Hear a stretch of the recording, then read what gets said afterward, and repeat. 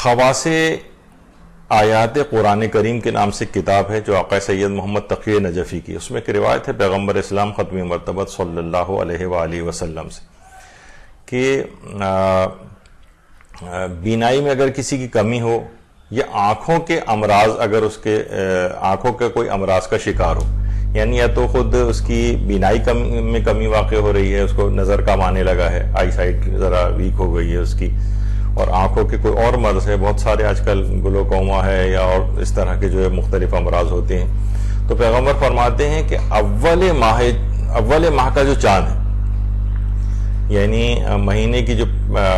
پہلی تاریخ کا چاند ہوتا ہے، اگر کوئی شخص اپنی آنکھوں پر ہاتھ رکھ کر 10 مرتبہ سورہ الحمد خلوص نیت کے ساتھ پڑھے،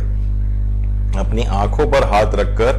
10 مرتبہ سورہ الحمد اول ماہ کا چاند کو دیکھے، اس کے بعد آنکھوں پر ہاتھ رکھ کے 10 مرتبہ سورہ الحمد خلوص نیت کے ساتھ پڑھے، اس کے بعد 3 مرتبہ سورہ اخلاص پڑھے، اور پھر 7 مرتبہ یہ کہے یا رب قوّ بصری،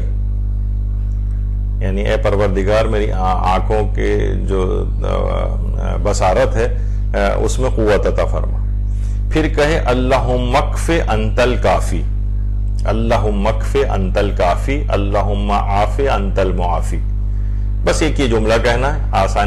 آسانی سے اس کو کہا جا سکتا ہے۔ تو پیغمبر فرماتے ہیں اس کی بینائی میں اضافہ ہو جائے گا اور اس کی جو بھی آنکھوں کی بیماری ہے وہ صحت مندی سے بدل جائے گی۔ اللہم صلی علی محمد وآل محمد۔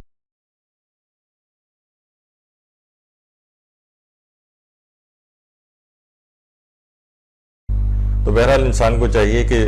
یہودی عیسائی ڈاکٹر پہ تو اس کو بہت بھروسہ ہو جاتا ہے، لیکن پیغمبر اسلام کے قول کے اوپر اس کو شک و شبہات رہتے ہیں، تو یہ مومنین کی آج کل بعض مومنین کی حالت اظہار ہو گئی ہے۔ تو بہرحال مکمل اعتقاد کامل کے ساتھ یہ طریقے خود پیغمبر نے بتائے ہیں، ائمہ معصومین نے بتائے ہیں۔ اچھا، ان چیزوں کے پیچھے ایک راز بھی ہے کہ ہمیشہ جو یہ اس طرح کی چیزیں جو بتائی گئیں کہ پیغمبر یا ائمہ کے پاس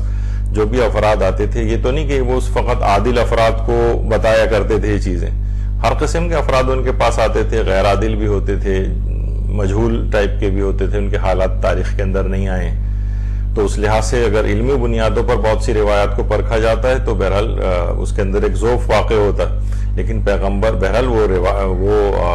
اس سورے کے فضائل کے اعتبار سے، کسی آیت کے فضیلت کے اعتبار سے وہ چیز بیان تو ہوئی ہے، اور یہ تو نہیں ہوگا کہ پیغمبر یا ائمہ فقط اور فقط صرف اور صرف عادل افراد سے یہ چیزیں بیان کریں۔ کوئی مریض آیا وہ غیر عادل بھی ہو تو وہ بیان کرتے تھے، لیکن ظاہر ہے جس سلسلہ جو چینز کا چلے گا اس میں